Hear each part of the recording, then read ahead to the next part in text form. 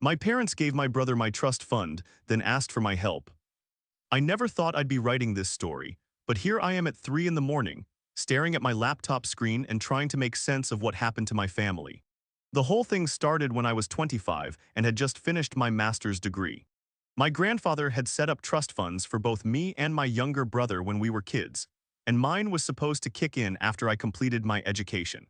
I had been counting on that money to start my own business, maybe buy a small house, and finally feel like a real adult with some financial security. The trust fund wasn't massive by rich kid standards, but it was enough to give me a solid foundation. About $200,000 that had been growing since I was 10 years old. My brother's fund was similar, but his wouldn't unlock until he turned 28, which was still 3 years away at that point. I had been responsible my whole life, worked part-time jobs through college, lived in cheap apartments, and saved every penny I could because I knew this money would be my chance to really build something meaningful. My parents had always been the trustees of both funds, which seemed normal enough when we were kids. They were supposed to hand over control when we reached the designated ages and milestones. I remember sitting in the family kitchen on a Tuesday morning, still in my pajamas, when my father called me downstairs for what he called an important family discussion. My mother was already there, looking uncomfortable and fidgeting with her coffee cup in a way that immediately made me nervous. They sat me down and explained that my brother had gotten into some serious trouble. He had been living in another state, supposedly working and getting his life together, but apparently he had been struggling with gambling addiction for over a year. The details were fuzzy at first, but gradually the full picture emerged. He had racked up debts with some very dangerous people, the kind who don't just send strongly worded letters when you miss payments. My parents had been sending him money regularly, thinking he was just going through a rough patch, but the situation had escalated beyond anything they could handle with their regular income. The conversation took a turn that I still can't fully process. My father explained that they had made the decision to release my trust fund early and use it to pay off my brother's debts. They had already transferred the money. It was gone. They kept emphasizing how it was a family emergency, how my brother's life was literally in danger, and how they knew I would understand because I had always been the responsible one. They talked about how I had skills and education that would help me earn money, while my brother needed this help to get back on his feet. I sat there in complete shock, trying to process what they were telling me. This wasn't a request for my opinion or a family discussion about options. This was them informing me that they had already spent my inheritance to bail out my brother's gambling problems.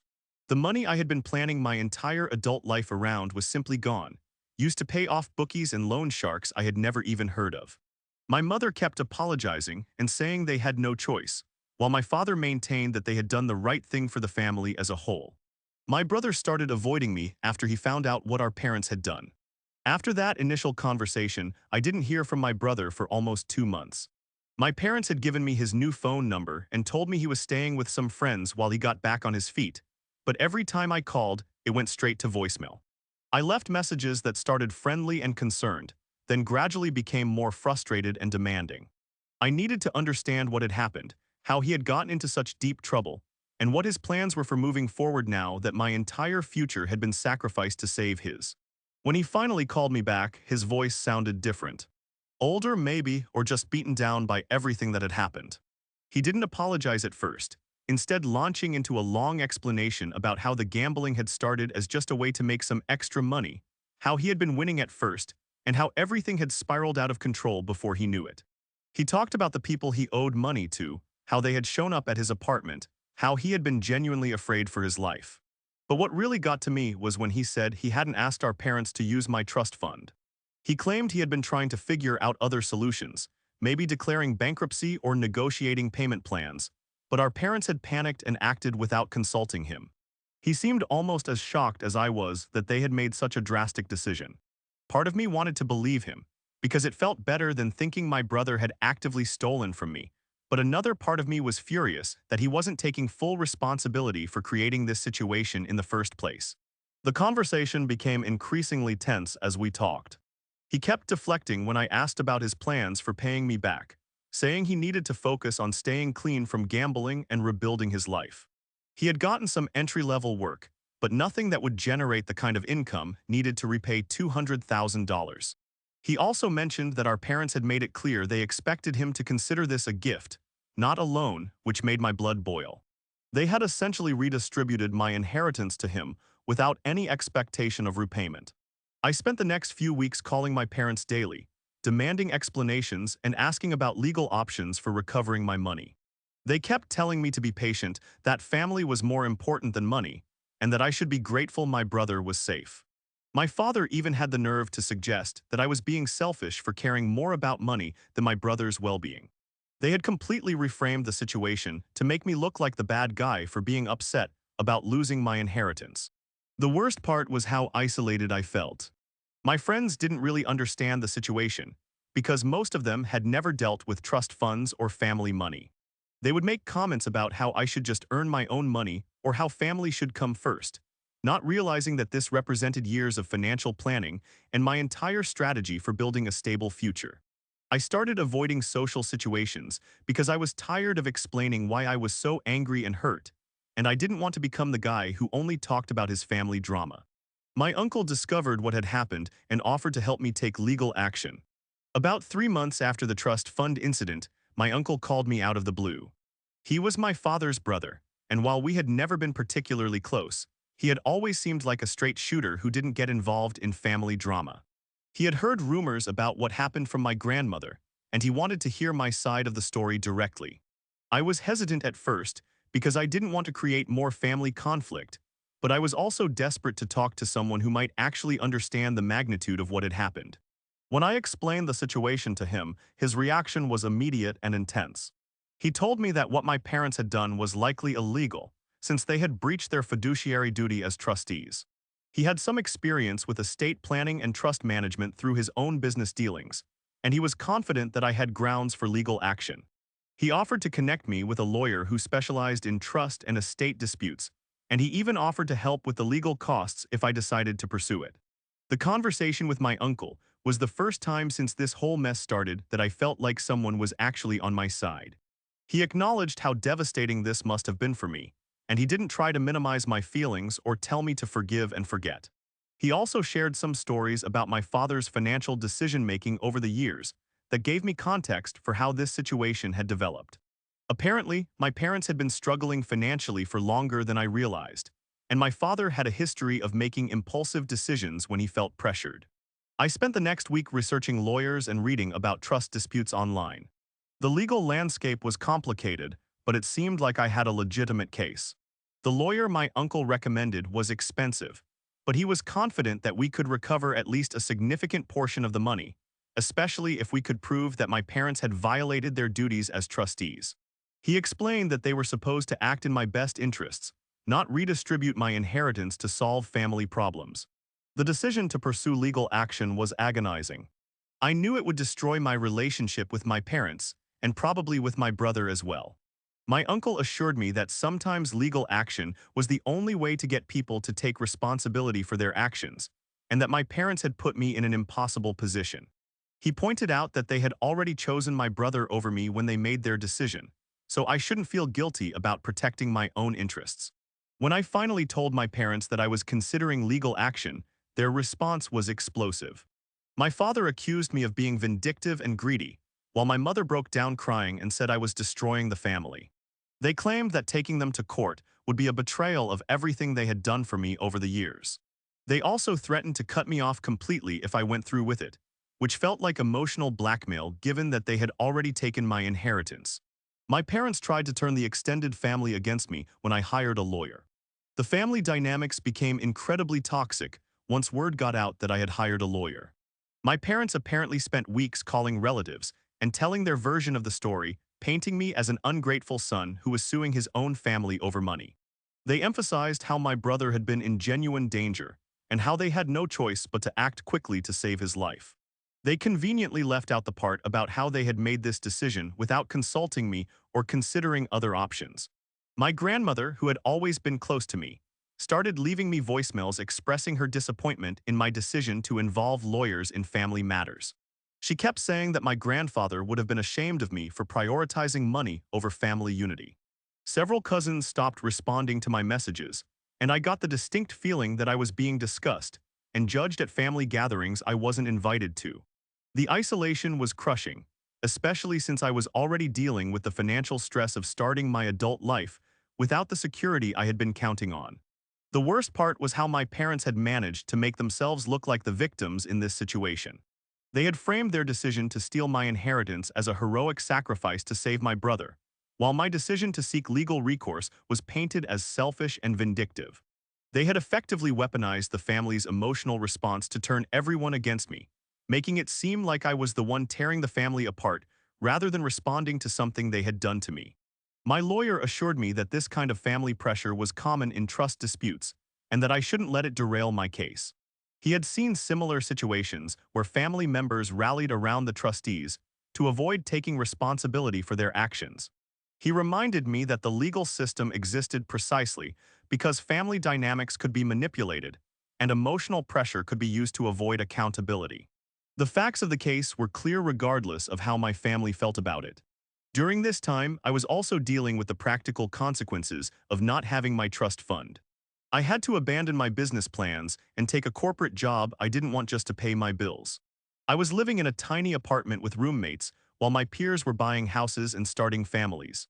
Every day felt like a reminder of what I had lost, and seeing my friends move forward with their lives while I was stuck in legal proceedings was incredibly demoralizing. The legal process itself was slow and emotionally draining. My lawyer had to subpoena financial records and communications between my parents and brother, which revealed the full extent of my brother's gambling problems. The documents showed that my parents had been aware of his addiction for over a year before they touched my trust fund, and they had already given him tens of thousands of dollars from their own accounts. This wasn't an emergency decision to save his life. It was the culmination of a pattern of enabling his destructive behavior at my expense. I found out my brother had been gambling again and was asking our parents for more money. Just when I thought things couldn't get more complicated, my uncle called me with disturbing news. He had been keeping tabs on my brother through some mutual connections, and he had discovered that my brother was gambling again. Not only was he back to his old habits, but he was also pressuring our parents for more money, claiming he needed it for living expenses and job training. The money I had lost to pay his debts hadn't actually solved his underlying problems. It had just temporarily reset the clock on his addiction. This revelation completely changed how I viewed the entire situation. My parents had sacrificed my financial future for a temporary fix that hadn't actually helped my brother in any meaningful way. They had enabled his addiction rather than forcing him to face the consequences of his actions, and now he was back to the same destructive patterns. The money that was supposed to be my foundation for building a life had been flushed down the drain to feed his gambling habit, and he was already looking for more. When I confronted my parents about this, they initially denied knowing about his continued gambling. But when I pressed them for details about recent conversations with my brother, it became clear that they were aware of his problems but were trying to manage the situation quietly. My mother admitted that they had given him a few $1,000s in recent months, claiming it was for necessities, but she couldn't explain why he needed so much money for basic living expenses. The conversation turned ugly when I pointed out that their decision to give him my trust fund had actually made his addiction worse, not better. By shielding him from the consequences of his actions, they had robbed him of the opportunity to hit rock bottom and get serious help. They had also taught him that his problems would always be solved by family money, which was exactly the opposite of what someone with gambling addiction needed to learn. My father became defensive and accused me of being heartless, but I could see in my mother's face that she was starting to understand the magnitude of their mistake. My lawyer was fascinated by this development because it strengthened my case considerably. The fact that my brother was gambling again proved that the emergency justification for raiding my trust fund had been flawed from the beginning. My parents had breached their fiduciary duty not just by taking my money, but by using it ineffectively to enable destructive behavior. This wasn't a case of choosing between family members. It was a case of poor judgment that had harmed everyone involved.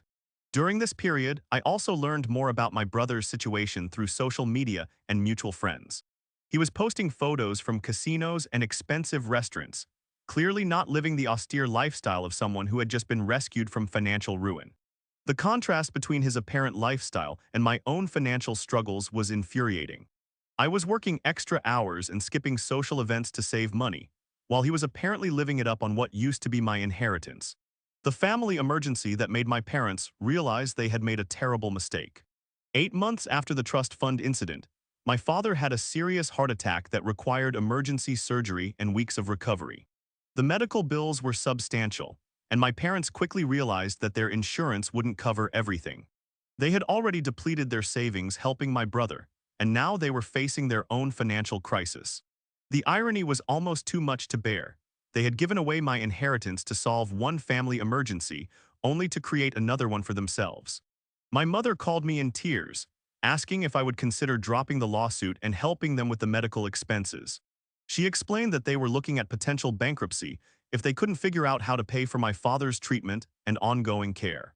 She kept emphasizing how much they needed me, how I was the only one in the family with a steady income and good credit, and how family should stick together during difficult times.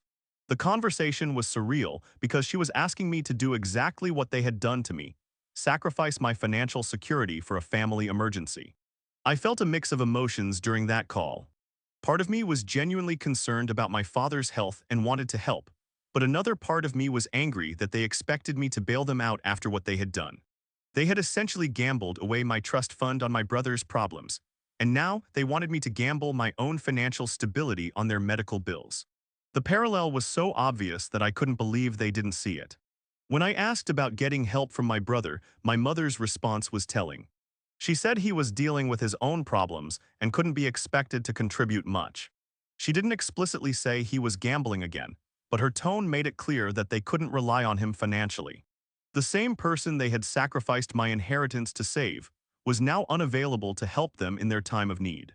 They had chosen him over me, and now they were realizing that it hadn't been a wise investment. My uncle advised me to use this situation as leverage in my legal case. He pointed out that my parents were now experiencing firsthand what it felt like to face a financial emergency without adequate resources, which was exactly what they had done to me. He suggested that I might be able to negotiate a settlement that would recover some of my money while also helping with their medical expenses, but only if they were willing to acknowledge what they had done and take responsibility for their actions. The conversation with my parents about a potential settlement was one of the most difficult of my life. They were desperate and scared, facing the possibility of losing their house and retirement savings. But they were also still defensive about their decision to give my brother my trust fund, insisting that they had done the right thing even though it had clearly failed to solve his problems.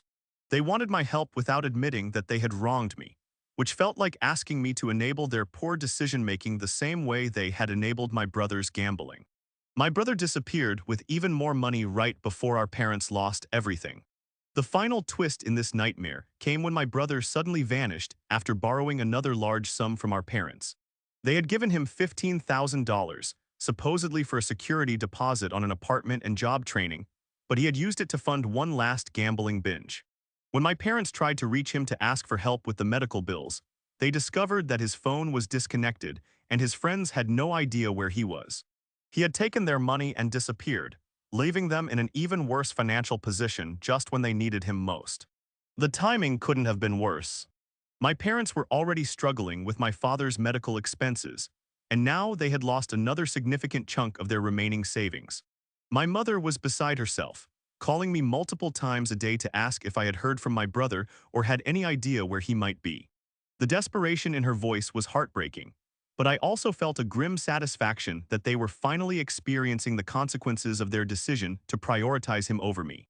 My lawyer saw this as the perfect opportunity to push for a favorable settlement. My parents were now facing the exact same situation I had been in, betrayed by family members. They had trusted and left to deal with the financial consequences alone. They could no longer claim that their decision to give my brother my trust fund had been justified, because he had proven that he couldn't be trusted with family money. Their entire justification for stealing my inheritance had crumbled. The settlement negotiations were intense and emotional. My parents were finally willing to admit that they had made a mistake, but they were also facing potential bankruptcy and homelessness.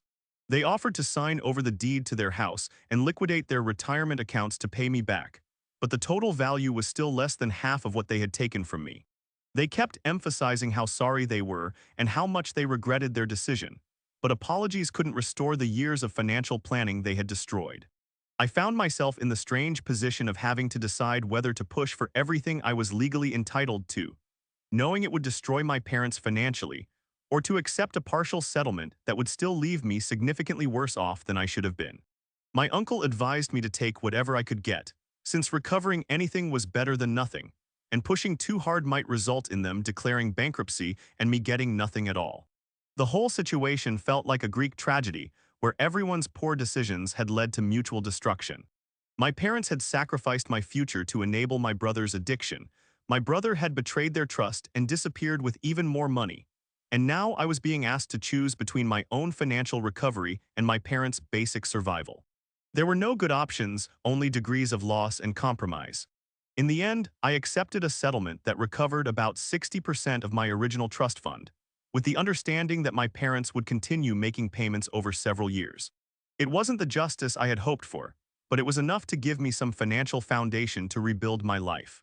My relationship with my parents was permanently damaged, and I never heard from my brother again, but at least I had learned the hard lesson that family loyalty couldn't be taken for granted, and that sometimes legal action was the only way to protect yourself from the people who were supposed to care about you most.